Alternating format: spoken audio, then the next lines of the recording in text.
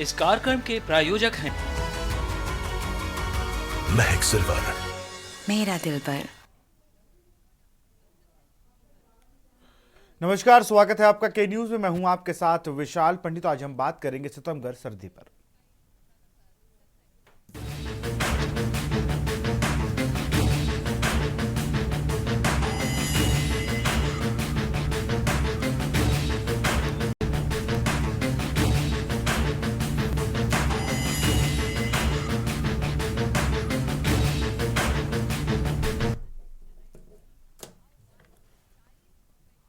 पहाड़ों पर बर्फबारी सहित मैदानी इलाकों में कहीं हल्की तो कहीं तेज बारिश के साथ ओले गिरने से ठंड के तेवर और अधिक तल्ख हो गए हैं। इससे इंसानों सहित पशु पक्षियों की भी दुश्वारी बढ़ने लगी है। सिलसिला जारी है। सर्दी का प्रकोप बढ़ने के साथ सूबे में मौत का सिलसिला भी जारी है और अब तक देशों के सबसे बड़े राज्य में 11 लोगों की ठंड से मौत हो चुकी, जिसमें महोबा में 4, कानपुर नगर में 3, कानपुर देहात में 2, चित्रकूट बांदा में एक मौत हो चुकी। यह बात दूसरी है कि जिला प्रशासन सर्दी में इन मौतों के होने की पुष्टि नहीं कर रहा है। हालांकि सरकार और शासन के निर्देश पर सभी जिला प्रशासक अधिकारी रैन बसेरों और अलावों के माध्यम से जरूरतमंदों को लाभान्वित करने का दावा करते हैं, लेकिन आमतौर पर जमीनी हकीकत इससे के उलट देखती राजधानी लखनऊ सहित तमाम महानगरों सहित छोटे जिलों के शहरों, कस्बों और ग्रामीण इलाकों में लोग खुले में सोने को मजबूर दिखाई देते। साथ ही प्रातः शाम गहराने के बाद जलाए जाने वाले अलाव की आधी रात होते होते ठंडे पड़ जाते हैं। जगह जगह गौशालाएं संचालित होने के बाद भी सड़कों पर गौवंशों का घूमना बना है। छुट्टा घूमने वाले गौवंशों जहां हादसों का शिकार होकर जान गंवाते हैं, वहीं गौशाला में ठंडे और भूख से मौत होने की खबरें भी सामने आती हैं। प्रदेश की अगर बात की जाए तो फतेहपुर का तापमान 6 डिग्री सेल्सियस से कम रहा, जबकि कुछ अन्य जिलों में 10 डिग्री सेल्सियस तापमान रिकॉर्ड किया गया।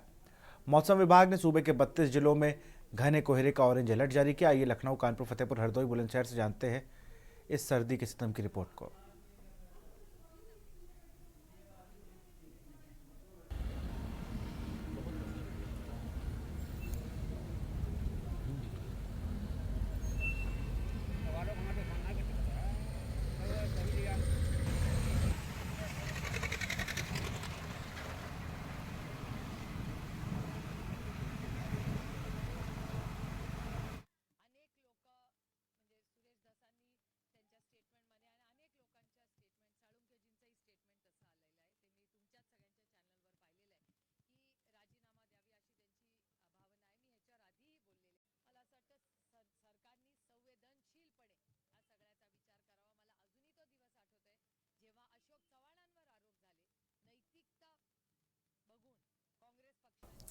तो ये 5 तस्वीरें आपकी टीवी स्क्रीन पर हैं। रायबरेली, बुलंदशहर, लखनऊ, हरदोई, हमीरपुर, यहाँ पर ठंड का प्रकोप आप देख सकते हैं। रायबरेली में तो आपको कोहरा, हरदोई में मौसम थोड़ा साफ ज़रूर लग रहा है, लेकिन ठंड वहाँ पर भी बहुत है। राजधानी लखनऊ में उन्हीं सब में हमारे साथ संवाददाता भी जुड़े हुए हैं। सुशील शुक्ला फतेहपुर से हैं, अंबुज मिश्रा हरदोई से हैं और अविनाश हमारे संवाददाता लखनऊ से। अविनाश के पास से सीधे चलेंगे। राजधानी लखनऊ में ठंडी तो है, ये तो सब लोग कि भाई ठंड तो पड़ रही है, लेकिन ठंड से बचने के क्या इलाज किए गए हैं?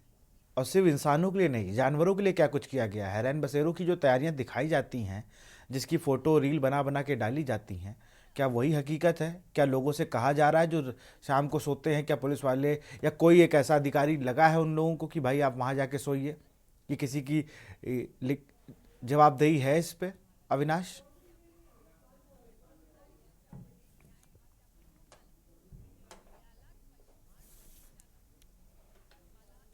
पहाड़ों पर लगातार जिस तरीके से बर्फबारी हो रही है, ऐसे में तुरंत जो है साफ तौर पर जिस तरीके से तमाम ऐसे राज्य हैं वहाँ पर कड़ाके की ठंड ने कहीं ना कहीं दस्तक दी है। अगर मौसम विभाग की अगर बात करें तो मौसम विभाग ने हालांकि पूर्वानुमान जब उन्होंने पहले ही जारी किया था कि 4 से 5 दिन तक कहीं ना कहीं जो है घने कोहरे और जो कहीं ना कहीं पाले का सामना लोगों को करना पड़ सकता है, लेकिन जिस तरीके से कड़ाके की ठंड कहीं ना कहीं दस्तक दी, ऐसे में आम जनजीवन भी कहीं ना कहीं प्रभावित हो रहा है। सड़क यातायात की अगर बात करें या फिर जो है कह सकते हैं ट्रेनों की अगर बात करें या फिर आम जनजीवन, वो कहीं ना कहीं प्रभावित नजर आ रहा है। आपने इस तरीके से किया रैन बसेरे का कि वहाँ पर किस तरीके की व्यवस्थाएं हैं।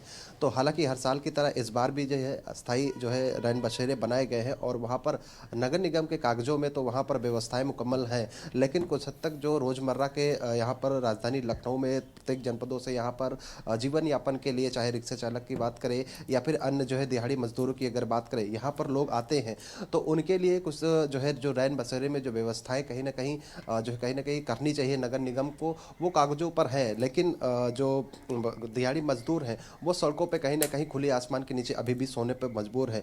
लोग तमाम ऐसी संस्थाएं हैं जो है सरकारी जो रैन बसेरे हैं और जो प्राइवेट रैन बसेरे बनाए जाते हैं, वहाँ पर महज केवल फोटो में कहीं ना कहीं उनको दिखेगा कि वो कंबल वितरण करते हुए दिख रहे हैं यहाँ पर, या फिर उनके जो है ठहरने की व्यवस्थाएं कहीं ना कहीं दिखती हैं, लेकिन वो महज केवल आप कह सकते हैं जैसा कि आपने कहा कि जो है केवल फोटो खिंचवा के वहाँ से कर लेते हैं। सरकार की जिम्मेदारी बनती है कि जो फुटपाथ के किनारे जो लोग सो रहे हैं, जो गरीब तबके के लोग, उनको कहीं ना कहीं व्यवस्था मुहैया कराई जाए। लेकिन साफ तौर पर कई जगहों पर यहाँ पर रैन बसेरे बने हुए हैं, लेकिन कुछ हद तक तो लोग वहाँ पर जो है लेकिन अधिकतर लोग अभी भी सड़क के जो है नीचे कहीं ना कहीं जो है अपना जीवन यापन कर रहे हैं।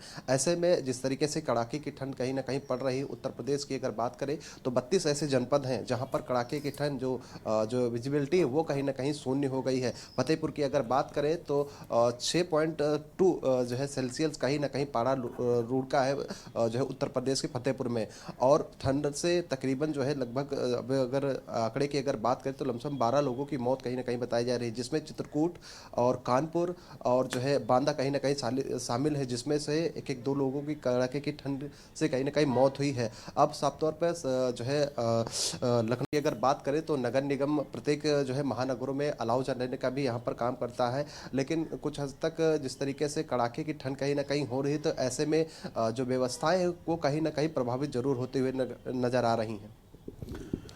बिल्कुल अविनाश। और रेल यातायात की अगर बात करें तो कई ऐसी ट्रेनें हैं जो कहीं ना कहीं घने कोहरे के कारण जो है लेट हुई हैं। उसकी वजह से अभी अगर रविवार की बात करें तो साफ तौर पर एक परिवार ने अपनी छोटी सी बच्ची की जान भी गंवा दी है, जो अपना इलाज कराने के लिए दिल्ली को कहीं ना कहीं उनको पहुंचना था, लेकिन 13 घंटे जब ट्रेन लेट हुई तो लखनऊ में ही बच्ची ने दम तोड़ दिया। साफ तौर पर जिस तरीके से ये कह सकते हैं कि जो है जिस तरीके से कड़ाके की ठंड हो रही है तो उसके आम जनजीवन कहीं ना कहीं जो है अस्त व्यस्त है और तमाम चीज़ हो रही। बहुत बहुत शुक्रिया अविनाश आपका तमाम जानकारी देने के लिए, बहुत बहुत शुक्रिया आपका। हमारे साथ एस एन पांडे जी मौजूद है, बहुत बहुत स्वागत है पांडे साहब आपका।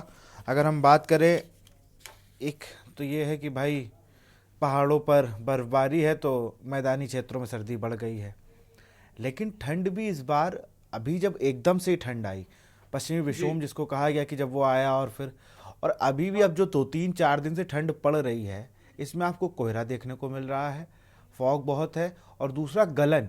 पहले होता था कि कोहरा नहीं गलन है, और इस बार लेकिन विजिबिलिटी भी लो हुई है, उसका कड़ाके की ठंड जिसको कहा जाता है वो पड़ रही है। देखिए, जो सर्दी को प्रभावित करने वाली सबसे बड़ी चीज होती है वो होती है हमारे सूर्य की चमक और सूर्य की रोशनी। जब सूर्य की रोशनी पूरी तरीके से हमारे पृथ्वी पर नहीं आती है तो निश्चित रूप से सर्दी बढ़ जाती है, और पिछले एक हफ्ते से लगातार देखा जा रहा है कि सूर्य की किरणें ना के बराबर पृथ्वी पे आ रही हैं। उनका सबसे बड़ा कारण ये है कि इस समय लगातार जो हमारे भारत के दो किनारे हैं, अरब सागर और बंगाल की खाड़ी, दोनों जगह से मॉइस्चर फीड का फ्लो लगातार पूरे कानपुर मंडल, उत्तर प्रदेश और पूरे उत्तर भारत में हो रहा है। इसकी वजह से होता क्या है कि सर्दी ठंडी हवाएं नीचे बैठ जाती हैं, और जब नीचे बैठ जाती हैं तो उन पे धूल के कण और तमाम ग्रीन हाउस गैसेज, प्रदूषण वाली बात हो जाती है, और धुंध और धुंधलका हो जाता है। इसकी वजह से हमारी धूप पृथ्वी तक आ नहीं पाती है, और जब पृथ्वी पे धूप नहीं आती है, गर्मी नहीं होती है, तो निश्चित रूप से ठंड बढ़ती है। इसके बाद जब मॉइस्चर फीड जो रिलेटिव ह्यूमिडिटी होती है वो 90% के ऊपर पहुंच जाती है, तो जो अगर टेम्परेचर 10 है लेकिन हमको जो फीलिंग होगी सर्दी की वो 6 और 7 वाली होती है। ये स्थितियां लगातार अभी चल रही हैं और आगे भी चलने की संभावना है। इसी के साथ WD आते हैं, तो WD जब आते हैं तो उत्तर पश्चिमी सर्द हवाओं पे तो रोक लग जाती है, लेकिन जो बर्फबारी जम्मू कश्मीर, हिमाचल और उत्तराखंड की पहाड़ों पर हो जाती है उसकी वजह से हवाएं थोड़े धीमे आती हैं, लेकिन आती हैं। तो वो गलन भी पैदा करती हैं, और गर्म मॉइस्चर फीड जो रहता है उसकी वजह से भी हमें सर्दी अधिक महसूस होती है। कहीं भी आप उस कमरे में जाइए जिसमें बहुत ज्यादा नमी हो तो आपको सर्दी महसूस होती है। यही, और एक ऊपर जो पृथ्वी के एक ब्लैंकेट बन जाता है, एक छाता ऐसा बन जाता है, तो होता क्या है, एटमॉस्फेयर में ये सारी हमारा कोहरा ऊपर नहीं जा पाता है, जिसकी वजह से हमारी नीचे ठंडक महसूस होती रहती है। ये स्थितियां अभी लगातार 15 तारीख तक चलेंगी, और बीच बीच में WDB आएंगे, और 12-13-14 में पूरे उत्तर भारत में सभी जगह कहीं कम बारिश होगी, कहीं ज्यादा बारिश होगी, बर्फबारी होगी। तो ये स्थितियां मकर संक्रांति कर चलने की पूरी संभावना है। लोगों को हिदायत दी जाती है कि वो जब घरों से निकले तो इनर पहन के निकलें, कपड़े पहनकर निकलें, और बच्चे, बूढ़े और जो बीमार लोग हैं वो लोग निकलने में परहेज करें, और अगर निकले तो पूरी तैयारी के साथ मफलर बांध के, टोपी बांध के, इनर पहन के निकले, क्योंकि ये स्थितियां अभी और 20 तक भी बढ़ सकती हैं। धूप निकलेगी, लेकिन धूप इतनी नहीं निकलेगी कि हमको माहौल थोड़ा गर्म हो पाए। ये स्थितियां अभी लगातार चलने की संभावना मौसमी मॉडल दिखा रहे हैं। बिल्कुल, सुशील का रुख करेंगे। सुशील, फतेहपुर की क्या स्थिति है? और आपसे तो यही सवाल होगा भाई, प्रशासन क्या कर रहा है, रैन बसेरों की क्या स्थिति है, अलाव की क्या स्थिति है, गौवंशों की क्या स्थिति है?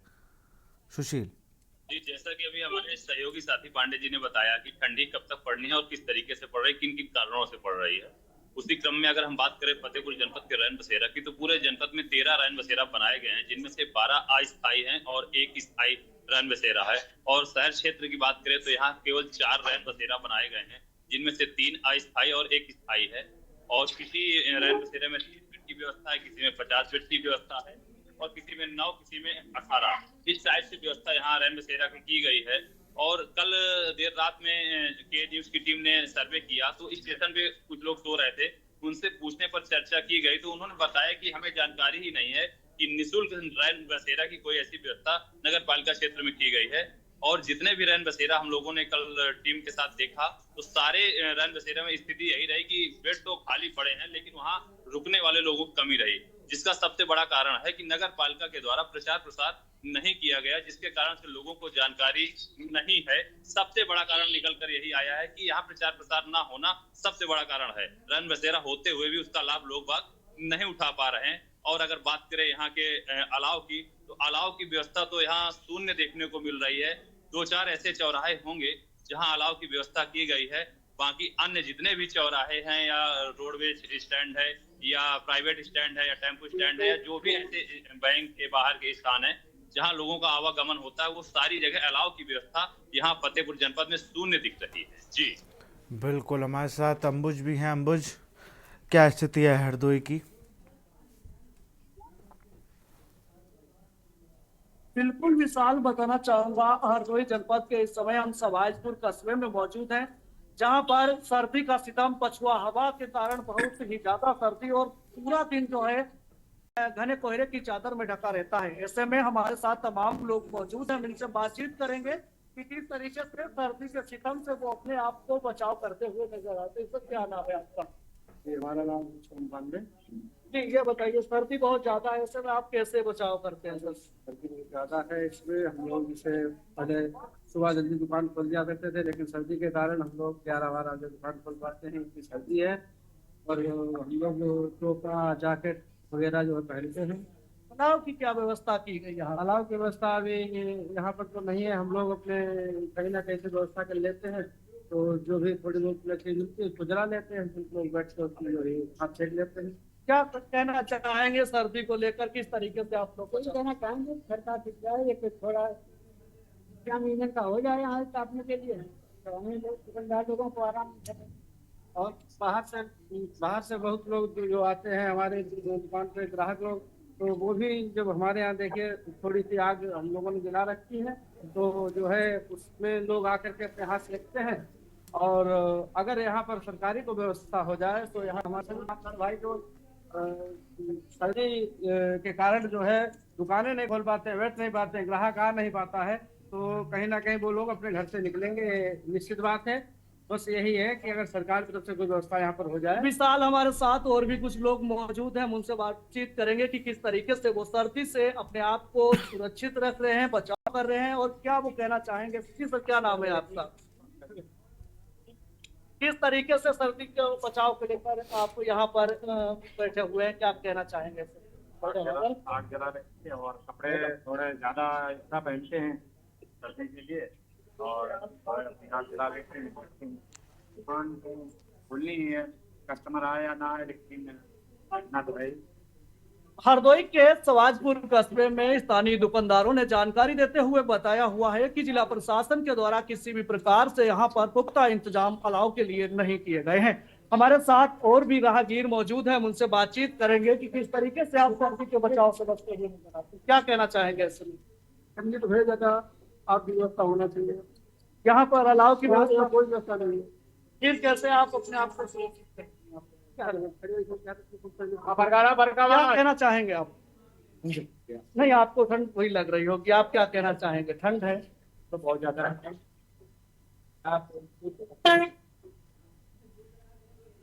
कहा जाता है सर्द पछुआ हवा है, लेकिन स्थानीय लोगों ने जानकारी देते हुए बताया हुआ है कि तमाम वादे और दावे हरदोई की चलिए अंबुज, आप नजर बनाए रखे।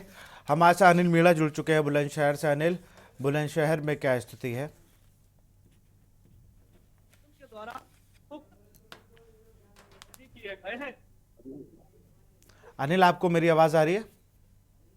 जी देखिए विशाल, बिल्कुल मैं आपको बता दूं, जनपद बुलंदशहर की अगर बात करते हैं, जनपद बुलंदशहर में लगातार सर्दी का प्रकोप बढ़ता हुआ जा रहा है और सर्दी के सितम को लेकर लगातार कहीं ना कहीं अगर बात की जाए, मध्यम वर्ग के लोगों को काफी परेशानी का सामना करना पड़ रहा है। अगर देखिए प्रशासन की तरफ से अगर बात की जाए तो लगातार अगर देखा जा रहा है कि बहुत से चौराहे ऐसे हैं जहाँ कोई भी अलाई की व्यवस्था नहीं की गई है। लगातार लोग कहीं ना कहीं ठंड से सिकुड़ने को मजबूर है। और देखिए मेरे साथ यहाँ अगर बात की जाए, देखिए अगर बात तहसील की है, तहसील प्रशासन की तरफ से जिस तरह से लगातार जो काफी लोग हैं, देखिए ये जो सर्दी में आ रहे हैं शिकायत ले अपनी परेशानी को लेकर, तो सर्दी में देखा जा रहा है कि लोगों को कहीं ना किसी तरह से अलाई की व्यवस्था ना होना, ये भी एक चिंता का विषय है कि आखिरकार प्रशासन बड़े बड़े दावे जरूर कर रहा है। देखिए तहसील जैसी इस जगह पर व्यवस्था ना होना, अलाई ना होना कहीं ना कहीं चिंता का विषय, क्योंकि काफी दूर से लोग मजदूर जो किसान वर्ग के लोग हैं ये अपनी समस्याओं को लेकर आ रहे हैं, कोई खतौनी को लेकर, कोई किसी तरह की समस्या को लेकर। और देखिए इससे हम बात करते हैं, क्या नाम है दादा? राम बिहारी। अच्छा, यहाँ देखा जा रहा है आप लोग काफी दूर से आए, परेशान भी हैं, हाँ, तो क्या अलाई की व्यवस्था प्रशासन की तरफ से कोई देखने को मिल रही है यहाँ? कुछ नहीं, कोई अलाव नहीं है। अच्छा, किस तरह की दिक्कत है? ठंड तो काफी पड़ी रही है, सब दिक्कत तो। अच्छा, आपको जैसे रास्ते में आप आए हैं, किसी चौराहे पे कोई व्यवस्था? कोई व्यवस्था नहीं कहीं। अच्छा, कोई व्यवस्था नहीं? कोई व्यवस्था। हाँ भैया, आप क्या कहेंगे? जिस तरह से अलाई की व्यवस्था नहीं है, आप लोग यहाँ सर्दी में आए हैं, काफी दूर से आए हैं, तो कहीं ना कहीं किस तरह की लापरवाही देखने को मिल रही है? जी सर, यहाँ पर बैठने के लिए कोई वो भी नहीं है, और वैसे रास्ते में अगर जैसे आते हैं बारिश वारिश होने लगे तो कहीं भी रुकने की भी जगह भी नहीं है। अच्छा, जिस तरह से देखा जा रहा है प्रशासन ये कह रहा है, बड़े बड़े दावे कर रहा है कि चौराहों पर तमाम अलाई की व्यवस्था की गई है, कहीं देखने को अलाई की व्यवस्था मिली है आपको? नहीं। अच्छा देखिए, मेरे साथ एक दादा हैं, कंबल ओढ़ के आए।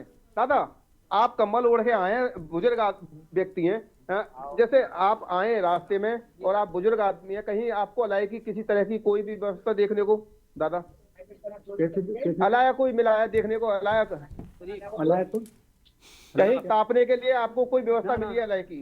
या तहसील में प्रशासन की तरफ से, तहसील प्रशासन की तरफ से यहाँ व्यवस्था है? अलाव से कोई राम मिलेगी? अच्छा, कोई व्यवस्था नहीं है? सामान्य देखो पे बोल सके। तो किस तरह की परेशानी आ रही है सर्दी में आपको? सर्दी में जा रही है, सर्दी तो पड़ी रही है नहीं वैसे। अच्छा, किसी तरह की अगर ग्रामीण क्षेत्रों की बात करें, प्रधान के द्वारा या सेक्रेटरी के द्वारा कहीं कोई अलाई की व्यवस्था है? अलाई की तो कोई ऐसी ना व्यवस्था, लेकिन वैसे परेशानी कुछ ना हो। सर्दी तो है ही ना? सर्दी तो है ही, तो सर्दी को लेकर परेशानी तो है ही।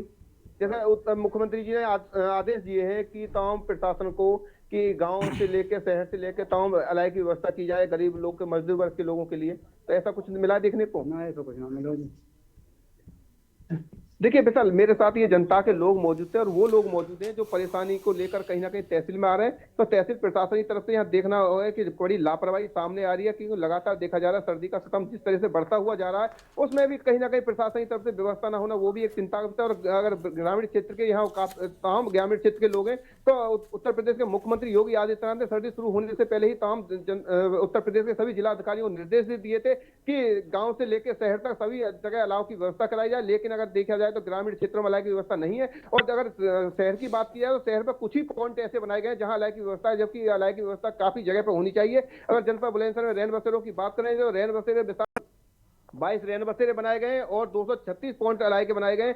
अगर बात देर रात अगर जनपद बुलंदशहर के जो डीएम है चंद्र प्रकाश सिंह, उन्होंने औचक निरीक्षण जब किया तो जिला अस्पताल में जिस तरह से विशाल रैन बसेरा जो बनाया गया वो उसमें ताला लगा हुआ पाया, तो उसको लेकर जनपद बुलंदशहर के डीएम चंद्र प्रकाश सिंह ने काफी नाराजगी जाहिर करते हुए जो जिला अस्पताल के जो सीएमएस है उनको कारण बताओ नोटिस जारी किया। वहीं नगर पालिका के जो कर्मचारी उनको भी नोटिस जारी किया और उन्होंने तत्काल अधिकारियों को फटकार लगाते हुए पूरे जिले के तमाम अधिकारियों को निर्देशित किया था कि अपने अपने क्षेत्र में लगातार भ्रमण करें और भ्रमण करने के साथ साथ खुले आसमान के नीचे कोई भी व्यक्ति ना सोए और अगर कोई सोता हुआ किसी के क्षेत्र में पाएगा उसके खिलाफ कार्रवाई होगी। लेकिन वो कार्रवाई कैसी होगी ये तो आने वाला वक्त बताए। लेकिन फिलहाल की अगर बात करें ग्रामीण क्षेत्रों में जिस तरह से देखा जा रहा है कि प्रधानों के द्वारा या फैक्ट्रियों के द्वारा वीडियो किस तरह की व्यवस्था ना करना वो भी कहीं ना कहीं चिंता का विषय, क्योंकि देखा जा रहा है ग्रामीण जो मध्यम वर्ग के जो लोग हैं, मजदूर वर्ग के लोग हैं, उनके लिए किसी तरह की व्यवस्था ना होना वो कहीं ना कहीं एक प्रशासन की लापरवाही है और उसको लेकर कहीं ना कहीं जो स्तर के जो सेक्टर स्तर के उनके खिलाफ कार्रवाई भी सरकार को अमल में लानी चाहिए। बिल्कुल नहीं, बिल्कुल अनिल, वो दिक्कत की आजकल सोशल मीडिया का दौर है तो वही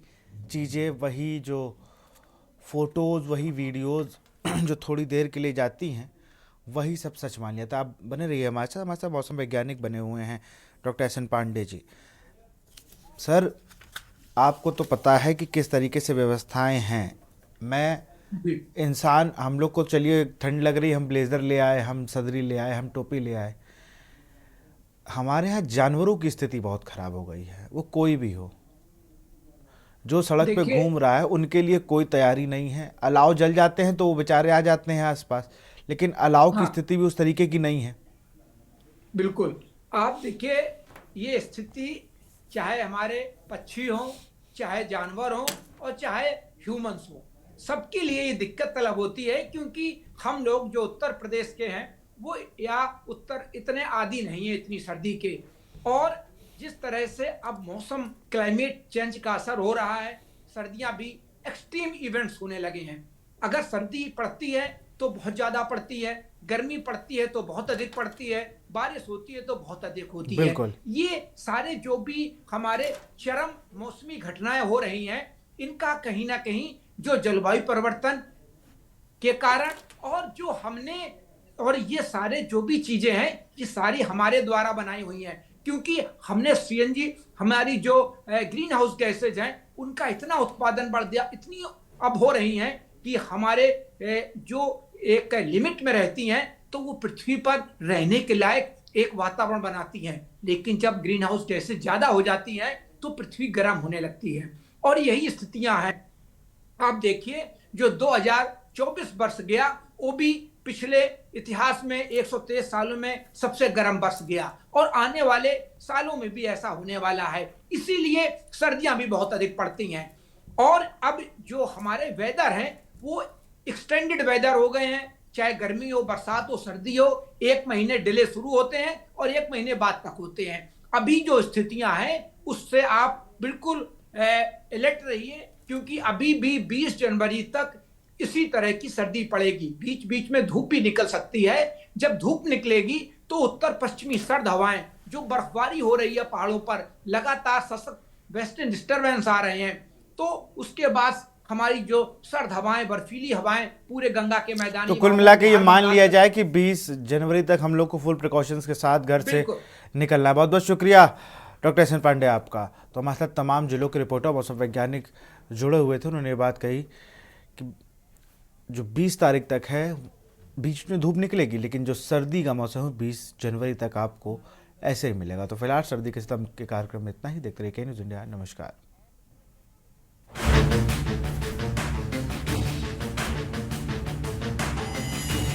इस कार्यक्रम के प्रायोजक हैं महक सिल्वर, मेरा दिल पर।